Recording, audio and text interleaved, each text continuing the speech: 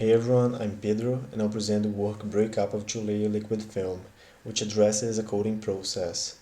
And coating processes are manufacturing processes that are employed in the making of most manufactured goods and manufactured parts because it can change or add functionality on top of a surface. We can see that in this figure. In this figure we have a material surface, and on top of it there's a coating sheet that's composed of two layers, and ideally each one of those layers are changing some functionality on top of the surface. So here we have some examples of products that may have been coated. Firstly, we have glazings and mirrors. Secondly, semiconductor films. Thirdly, transparent electrical contacts. And lastly, thin film batteries. And in this first example of some windows, they may have been coded to change optical properties, while the other ones would be coded to change electrical properties. So coding can be applied in a wide range of applications, and we get in our process of interest. It's called cutting coating, in which coating fluid is injected in a die from which it falls until it reaches the substrate. And here we have a movie of it. We can see the fluid falling from the die, forming a curtain and reaching the substrate. And this curtain gives name to the process, and some interesting phenomena happens there. So we're interested in this work to studying this phenomena that happens in the curtain that's called curtain breakup. So here we have a graph where in its vertical axis we have the Reynolds number that basically indicates the coating fluid flow rate, and in its horizontal axis it has the velocity of substrate. And this blue region is a region of uniform coating. So in this region we have a process that is less likely to present some defects. And when we get out of this blue region, the process eventually will get spoiled. And as I said earlier, we are specifically interested in exploring curtain breakup.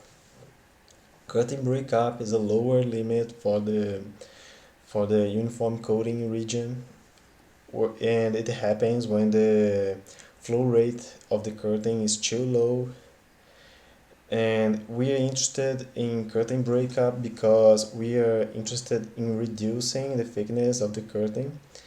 So consequently, we are interested in reducing the flow rate of the curtain. Here we have a video that shows curtain breakup. We can see a perturbation passing through the curtain, and then another one, and this perturbation grows and evolves into a hole. So this is curtain breakup. Here I present the results of a paper that was used as guidance for this work, and they had a curtain coating set up, and for a single layer curtain they measured the minimum thickness of the curtain, and again they added a second layer of scholastic liquid and measured again the minimum thickness of this double layer curtain. And they noticed that an expressive reduction in film thickness was achieved by adding this extra layer of scholastic liquid. So depending on fluid properties, they could decrease up to 60% the film thickness of the curtain. So inspired on that, we try to develop a numerical model that can simulate double layer curtains, and we are interested in studying the rupture time for those double layer curtains. So we need to develop a model where we can change the fluid properties in both layers and also change the geometrical aspect of this curtain. So we get in the mathematical equations, we have the mass conservation equation, the momentum conservation equation, and we have an extra potential here, that's the van der Waals potential, and this potential is what makes the curtain unstable. Regarding boundary conditions, we have the normal and the tangential forces on top of second layer and on top of first layer. And on top of second layer, the normal forces are zero because we have a free surface, and tangential forces are equal to the surface tension. So analyzing those equations and boundary conditions, we see that we have a balance between van der Waals forces and surface tension forces, and the curtain will be stable if the surface tension forces are greater than van der Waals forces, and the curtain will be unstable otherwise. So we have this non-dimensional ratio where we have the capillary number that basically is a non-dimensional for surface tension over the van der Waals non-dimensional, and we have threshold. If this ratio is greater than this threshold, we have a stable curtain, while if this ratio is less than this threshold, we'll have an unstable curtain. So in this work, we're interested in exploring unstable curtains. So here we have the evolution of thickness of a curtain over time. That's a non-dimensional time. In the left, we have a double layer curtain where this blue line represents a thick layer of Newtonian fluid, while this red line represents a thin layer of viscoelastic fluid. Here on right, we have a single layer curtain made of Newtonian fluid, and we can see that the rupture time for this single layer curtain is less than the rupture time of the double layer curtain.